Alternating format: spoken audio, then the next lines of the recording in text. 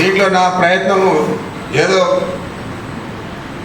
చెప్పడం తప్ప నేను వచ్చి ఏ గ్రామంలోనూ తిరగలేదు, ఏ మండలంలోనూ తిరగలేదు. చాలా శ్రద్ధ తీసుకొని చేయబట్టే మనం అందరికంటే ముందు దీన్ని సాధించుకోగలిగాం. ఈ నెల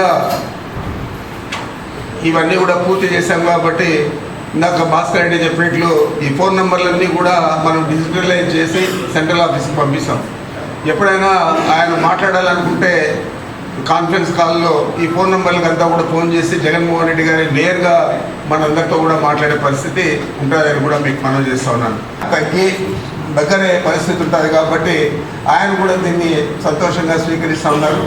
మరి ఇంతకుముందే చెప్పాను నేను, కార్యకర్తలు ఏ గ్రామానికి సంబంధించిన వారు ఉన్నారో ఆ గ్రామంలో ఏ కార్యక్రమం, ప్రభుత్వ కార్యక్రమం జరిగిన సంక్షేమ పథకాలు కానీ అభివృద్ధి కార్యక్రమాలు కానీ వారి ఆధ్వర్యంలోనే వారి ఆలోచన ప్రకారం వాళ్ళు ఏం చెప్తే అవి చేసే పరిస్థితి మనం తీసుకొచ్చేదే కాకుండా మన నాయకుడే ఇప్పటికి చాలాసార్లు ఈ విషయం, నేను చెప్పిన విషయమే ఆయన అనేక సార్లు చెప్పారు.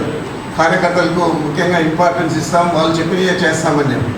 కాబట్టి కొత్త తరహాలో కొత్త పద్ధతిలో మన ప్రభుత్వం వచ్చిన తర్వాత ఈ ప్రభుత్వం నడుస్తుంది. అందాక మనమందరూ కూడా ఈరోజు ఏ విధంగా మీరందరూ కూడా వాలంటరీగా వచ్చారు. ప్రతి ఒక్కరికి ఏదో ఒక వ్యాపారమో పనో వ్యవసాయమో ఏదో ఉన్నా కూడా పక్కన పెట్టి పార్టీ కార్యక్రమానికి కూడా మీరు ముఖ్యంగా మద్దతు ఇస్తూ ఉన్నారు. కాబట్టి తప్పనిసరిగా మీ అందరి ఆశీర్వాదంతో, మీ అందరి మద్దతుతో తప్పకుండా జగన్మోహన్ రెడ్డి గారు తిరిగి మళ్ళా ముఖ్యమంత్రి అవుతారు. కాకుండా గతంలో లాగా వాలంటీర్ వ్యవస్థ కానీ ఇంకోటి కానీ లేకుండా కేవలం కార్యకర్తలతోనే ఆ ప్రభుత్వం నడుస్తారని మన నాయకుడు జగన్మోహన్ రెడ్డి గారు 17 మెడికల్ కాలేజీలు ఏకకాలంలో చాలా వరకు పూర్తయ్యాయి. వాటిని మోకాలు అడపెట్టి ఇవన్నీ ప్రయత్నం చేస్తూ ఉన్నాడు.